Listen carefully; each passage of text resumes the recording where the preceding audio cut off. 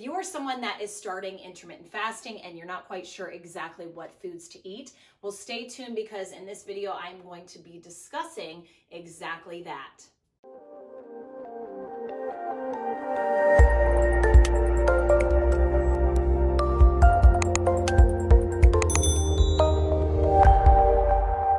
Hello, my friends. Thank you so much for hopping onto this video. Today is the fourth episode in our intermittent fasting series. We discussed the benefits of intermittent fasting, exactly how to do intermittent fasting, and what the acceptable liquids are during your fasting state. So today I thought it would be useful to discuss what foods to eat during intermittent fasting. I know there are so many different crazes out there these days. There's always something new, something hot, something that everyone wants to at least try out. And, my whole thought behind the matter is that if you're not able to maintain it, why even try it, right? And if any of you agree with me or disagree with me, let me know in the comments. So I want to discuss three hot things, actually two hot things, and then the one is going to be my hot thing because it's what I practice, I preach for myself, for my clients, and now here on this channel. So if you are not already subscribed to my channel, click the subscribe button, click the notifications to be notified when I do drop new videos. But I also post educational videos and also exercise routines that you can do from home. Okay, so keto. The big hype of hypes, right? If you are not familiar with keto, you basically get 75% of your calories from fat. You get 20% from protein, 5% from carbs. I don't know what world you're living in, but in my world, I need carbs, okay? So for me, and for many people I know, it has not been an easy nor maintainable journey. Not to say that it cannot be beneficial for some.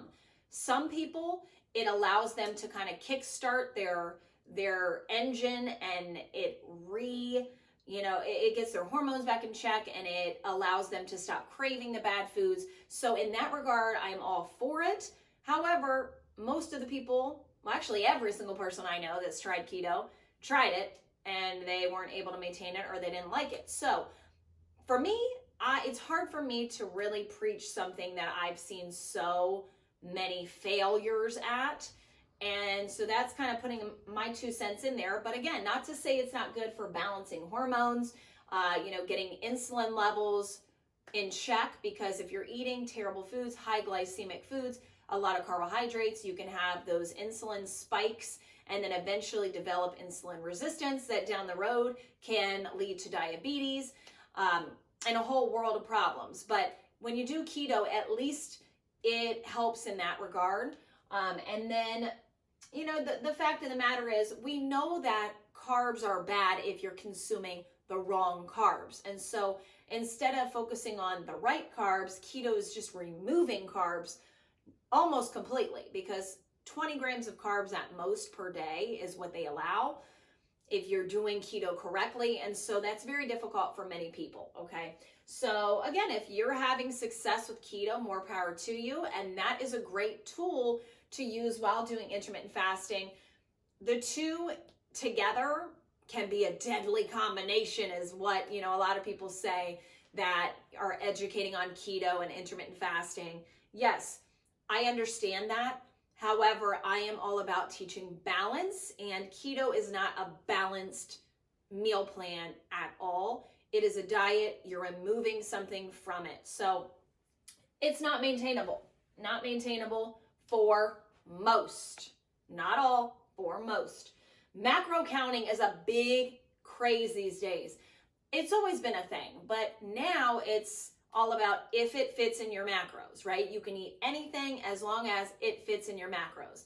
And I have a problem with that because it's not teaching people about proper nutrition, the correct foods that do not impact blood sugar significantly, spiking it quickly. It's not showing people, how bad fat versus good fat and all the things. So we really need to focus on just understanding how foods work in our body and how foods can help us function at optimal capacity. And so, of course, doing intermittent fasting is one of those tools that we're going to use, but why not eat the right foods, learn how everything kind of works together for the greater good?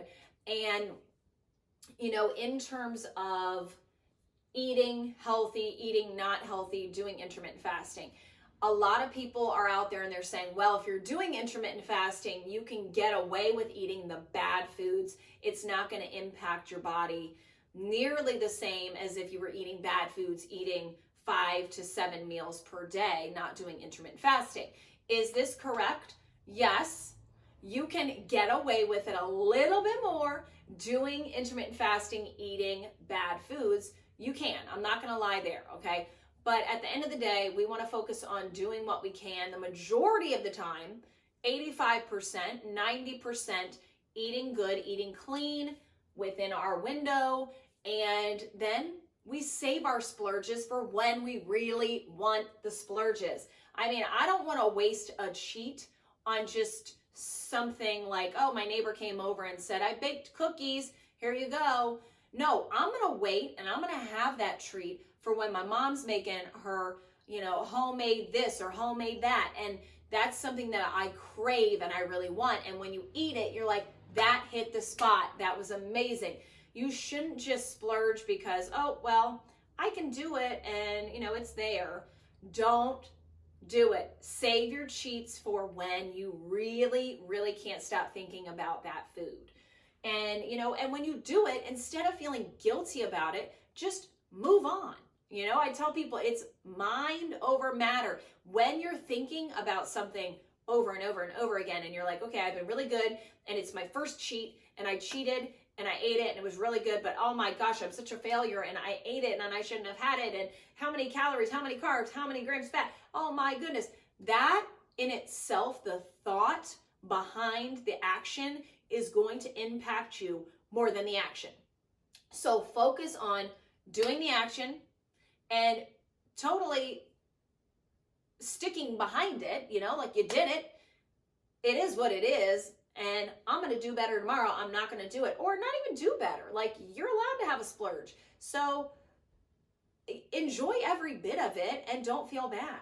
Okay, so macro counting, great tool for beginners, great tool for learning.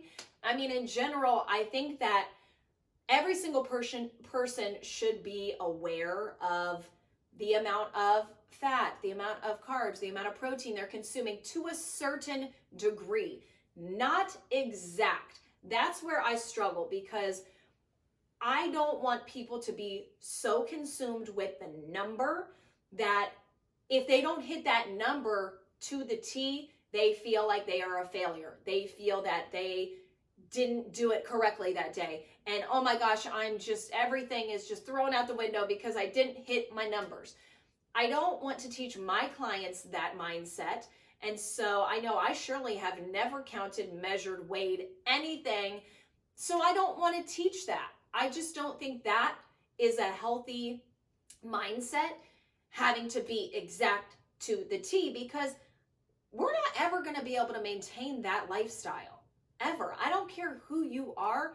I don't know one person that has ever said, I have macro counted every single solitary day for the last decade, and I enjoy it. I mean, if they're doing it, then I really feel quite sorry for them, because that is no way to live in my book.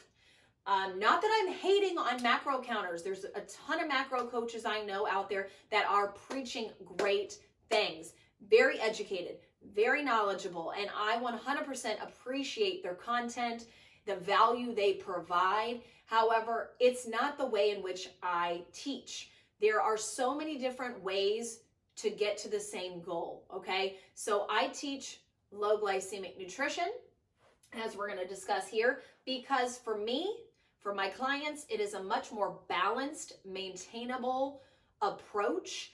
And so that's what I focus on. I obviously show them their ranges for their fats, their calories, their carbs. We want to make sure that we're not having someone consume more than they need to. we always keep that in line, but it's not calculated if it fits in your macros, bada bing, bada boom, you did it, you can have anything goes, none of that, okay? So with low glycemic nutrition, if you are someone that is new to my videos, then I will put a link below that you can download a free glycemic index chart, and it shows you exactly the foods that are high glycemic, medium glycemic, and low glycemic. So this is a ranking system for any food that contains carbohydrates, and it shows you how fast it impacts blood sugar. So we eat a high glycemic food like watermelon, pretzels, white bread, sugar cookies, anything like that. Your body digests it very, very quickly, spikes blood sugar, pancreas releases insulin, and the purpose of insulin is to bring blood sugar back down to baseline. But the problem is that if we're consuming a lot of the bad foods, the high glycemic foods, you have this up and down with blood sugar, that sugar buzz, the crash, sugar buzz, crash. And insulin doesn't work the same as blood sugar. It can't go down as quickly as blood sugar does. So you always have this bit of insulin that's elevated, and then your pancreas has to shoot out more and more and more insulin in order to do the same job. It's like with anything else, you develop a tolerance, resistance. And so this eventually down the road can lead to type 2 diabetes. So it also puts you in a fat storage zone. It's hard to burn fat when we have so much insulin present in our body. So we really want to focus on low glycemic foods. And with that being said, obviously you're like, okay, well, what if I want to eat the high glycemic foods though? You know, you said this is balanced, and can I cheat? Absolutely. And that's why I love the glycemic index, because you learn hacks for eating the high glycemic foods. At least I teach my clients these hacks, okay? So if you are interested in some of these hacks, let me know in the comments. It's honestly the way that I have lived for 17, 18 years, I'd say. And I eat the bad foods, the high GI foods when I want them, because I know how to do it correctly. And that's what I teach my clients, is this eating approach is so doable for anyone. I don't care what you're doing. I don't care if you're vegan, if you live gluten-free, if you live paleo, any of those people can incorporate glycemic index as a tool to benefit them and get them to reach their goals. Okay, so high energy, you feel good, and it's maintainable. It's maintainable. I cannot stress the importance of doing a maintainable plan enough. I really cannot. And so that's where I conclude today. If you have any questions, please drop them in the comments. I will also link the other episodes below so you can catch up if you have not already. And thank you again for taking the time watching my videos, and sharing is caring. So feel free to share my page with any of your friends. Have a good day. Talk soon.